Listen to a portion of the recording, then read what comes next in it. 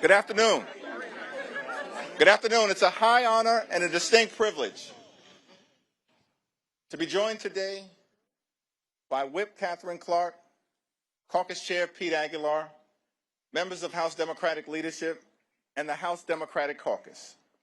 House Democrats are here on the Capitol steps to reiterate our strong opposition to this spending bill because it fails to address the Republican health care crisis and it fails to extend the Affordable Care Act tax credits. House Democrats will continue to support our men and women in uniform. We will continue to support hardworking federal employees. We will continue to support our law enforcement personnel. House Democrats will continue to support our air traffic controllers. We will continue to support our TSA agents. We will continue to support our civil servants who have been under attack since day one of the Trump administration. But we cannot support the Republican effort to gut the health care of the American people.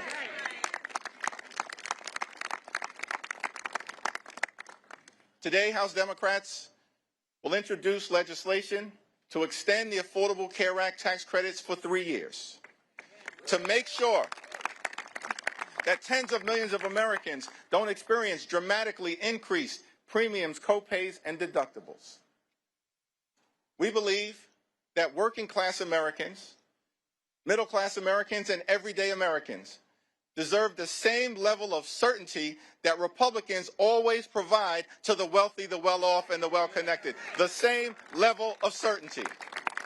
And so we're calling upon our Republican colleagues to join us and extend the Affordable Care Act tax credits.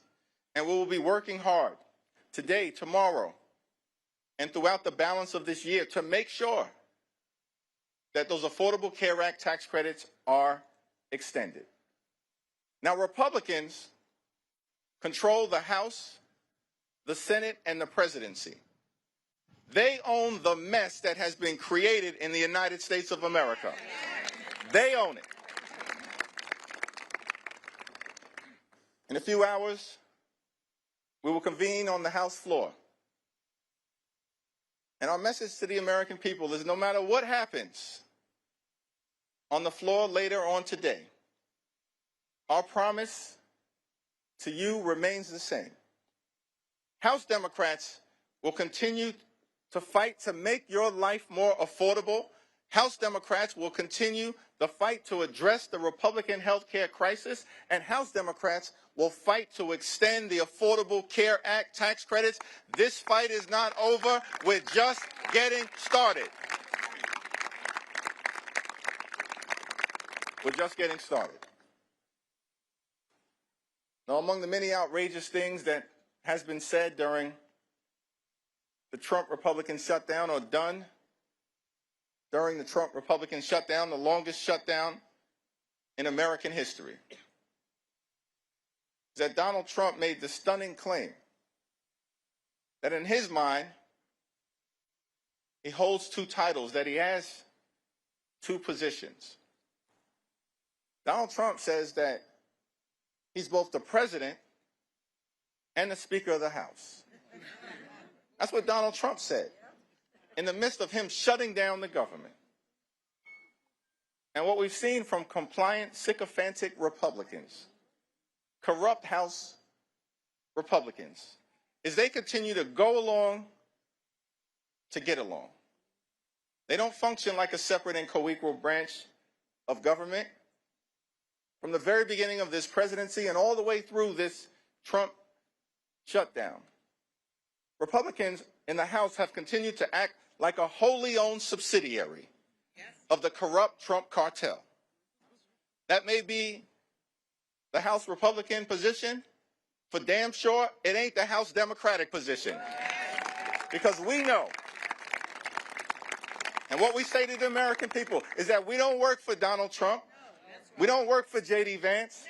We don't work for your billionaire donors. We work for the American people.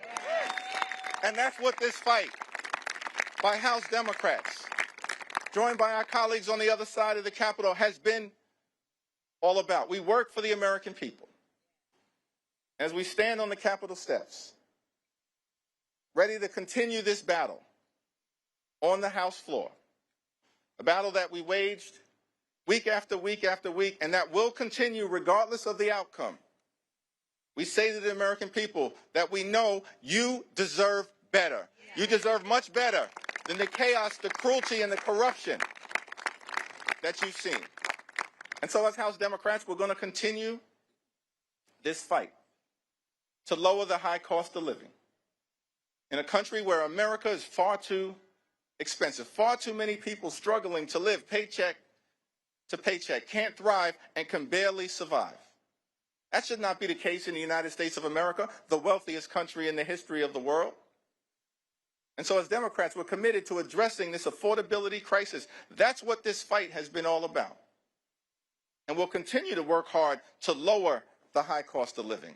We'll continue the fight to fix our broken healthcare system. And we'll continue to fight to stand up for Medicaid. We'll continue to fight to stand up for Medicare. We'll continue the fight to stand up for the Affordable Care Act and an extension of the tax credits. We'll continue to fight for your hospitals. We'll continue to fight for your nursing homes. We'll continue to fight for your community-based health clinics. And we'll continue to fight for the principle that in this great country, the wealthiest country in the history of the world, healthcare can't simply be a privilege available only to the wealthy, the well-off, and the well-connected. Healthcare must be a right available to every single American. And that's the fight that House Democrats will continue to wage for the American people. It's now my great honor to yield to a freshman leadership representative, someone who's gotten off to a great start, helping to lead the freshman class, the first term members during this turbulent and tumultuous period here in the United States Congress and for the country. From the great state of California, the Honorable Luz Rivas.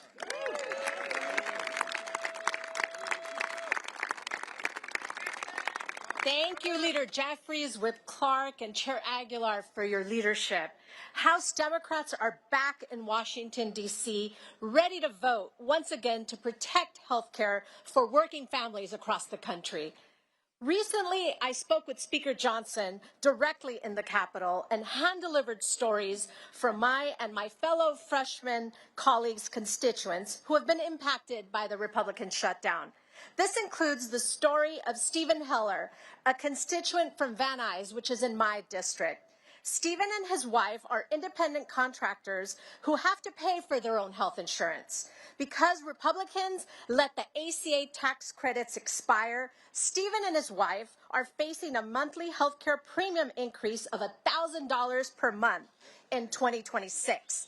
This will bring their monthly total to nearly $2,100 per month and nearly $25,000 for the year, just in health insurance. That is, in Stephen's own words, a terrible financial blow and an enormous financial burden. Constituents across the country like Stephen and his wife cannot afford Republicans' deal. I will vote no and continue to fight with House Democrats to protect the ACA subsidies that Stephen and millions of Americans rely on. House Democrats will continue our fight to protect health care, lower the cost of living, and keep the American dream attainable for all. Thank you. And next, I'd like to introduce my amazing colleague from Michigan, Congresswoman McDonald-Ribbit.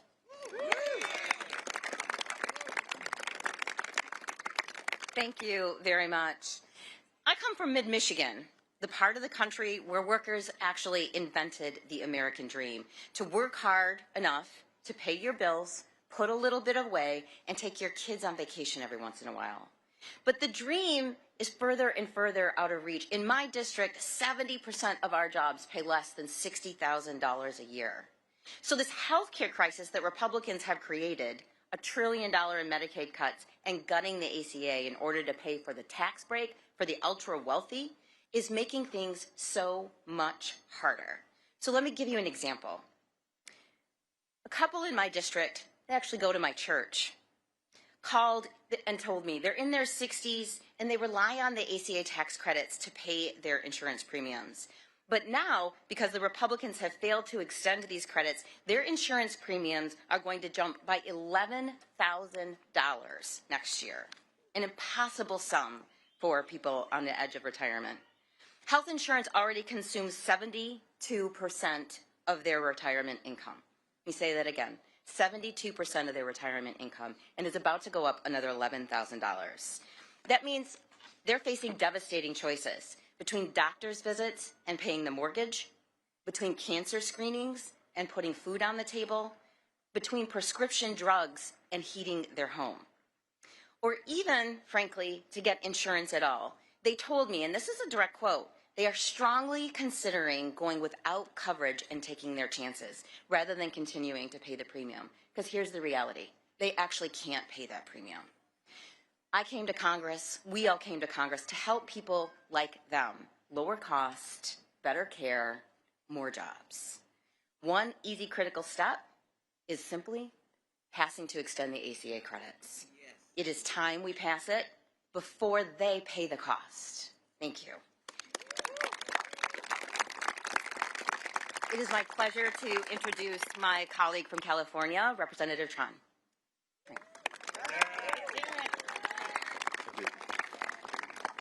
Good afternoon. I am Congressman Derek Tran, and I proudly represent Orange and LA counties in California's 45th district. Today, I want to share the story of Peter and Esther. Peter and Esther are retired and living in Orange County, California. They're on a limited income, and their health insurance costs are overwhelming. They pay over $18,000 every year just in health care premiums. And next year, their costs are going up to over $21,000. When you're retired and living on a fixed income, that kind of cost increase can be devastating. Peter has been trying to get his wife, Esther, on Medicaid so she can get the care she deserves without going bankrupt. But he keeps hitting roadblocks. The red tape, long lines, and staffing shortages preventing Esther from even being considered for Medicaid coverage is harmful to our country. And instead of joining us to fix this crisis, the Republican majority has demanded more cuts, causing more pain and suffering for the American people. I am here today for people like Peter and Esther. They deserve better than this. Every American deserves better than this. While we're fighting for health care, Republicans are fighting for tax cuts for the billionaires. I'll keep fighting to make sure people like Peter and Esther can afford the care that they deserve. And I hope our colleagues on the other side of the aisle will join us. Thank you so much. It is with great privilege that I introduce and yield time to Congresswoman Sarah McBride from the great state of Delaware. Thank you so much, Representative. Thank you so much, Leader Jeffries, Whip Clark, and Chair Aguilar for bringing us together today.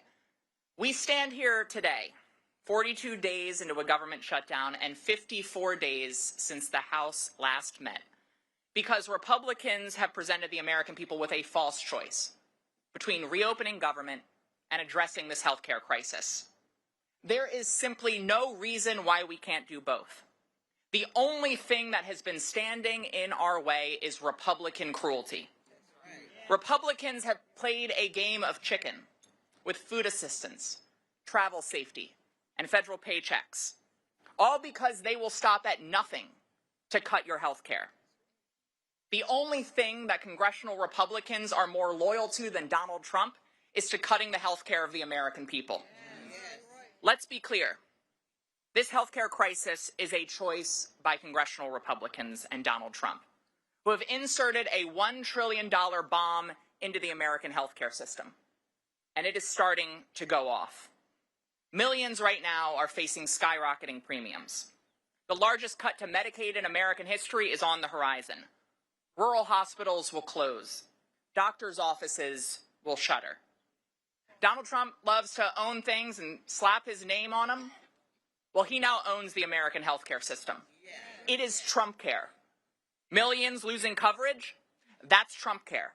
Americans paying more for insurance, that's Trump care. Everyone having to drive longer and take more time off work, that is Trump care. Donald Trump and congressional Republicans have raided your health care and used that money as a piggy bank to reward their donors with massive tax breaks. Cruelty is the currency of his corruption, because Donald Trump only cares about himself, his ballroom, and his billionaire buddies, and he certainly doesn't care about you. House Democrats are here for everyone, whether they voted for us in the last election or not. I'm here on behalf of all of my constituents, including a family of 4 in Middletown who will see their premiums skyrocket by $10,000 next year. That's why we are all voting against this budget, and it's why we will not stop until every single American can get the health care that they need to live and thrive in America. Thank you all very much. And it is now my pleasure to introduce my friend from the great state of Alabama, Representative Shamari Figures.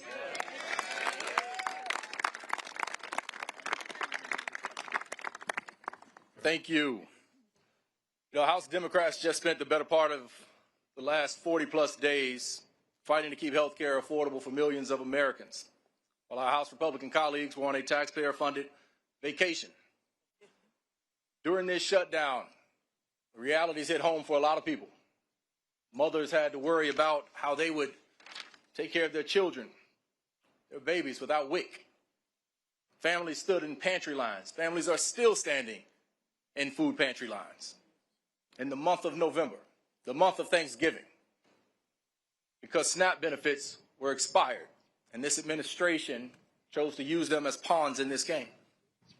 Capitol Police officers, members of the military, my staff, all of our staff, and millions of other federal workers had to deal with the uncertainty and the stresses of missing paychecks. And for what in the end? What were Republicans willing to give in the end? Nothing more than a handshake deal to take a future vote on extending the health care subsidies, when we all know that that future vote is the equivalent of asking 2 wolves and a chicken to vote on what's for dinner. It is dead on arrival. It is dead on arrival. Now, I can speak to you as someone from a different perspective. A lot of us represent districts where we can talk about what could happen or what may happen. Let me tell you about what my district looks like in the state of Alabama. And it doesn't look too dissimilar from my fellow colleague from Alabama, Congresswoman Terry Sewell's district. I got about 50,000 people in my district who are slated to see their health care premiums on average nearly double. And this is in a district where the individual median income is just north of $32,000. I have 13 counties in my district. 10 of them either do not have a hospital because it has recently closed, or their hospital is on literal life support and they have to go to a county commission or a city council every single month to make payroll. And the largest hospital in Montgomery, Alabama, the state's capital, is in the midst of a bankruptcy and also facing risk of closure. And this all in a state that has the 3rd lowest life expectancy in the United States of America. So health care for us is not a talking point. Health care for us is, protecting health care for us is a requisite. It's a requirement. It's something we have to do. And if you ask us if the shutdown was worth it, I say, hell yes, it was worth it. Because fighting to maintain health care for American people, there's nothing more pure than that.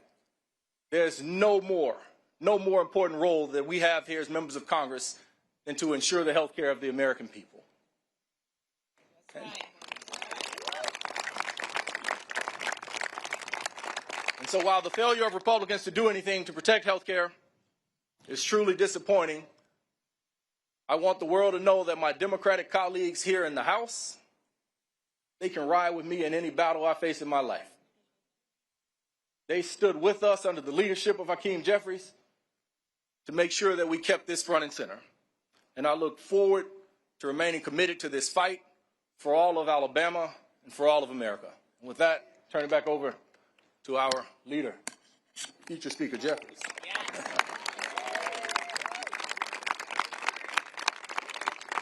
I want to thank all of our distinguished colleagues who spoke so powerfully and eloquently about the nature of this fight that we continue to wage on behalf of the American people. And these are first-term members of Congress.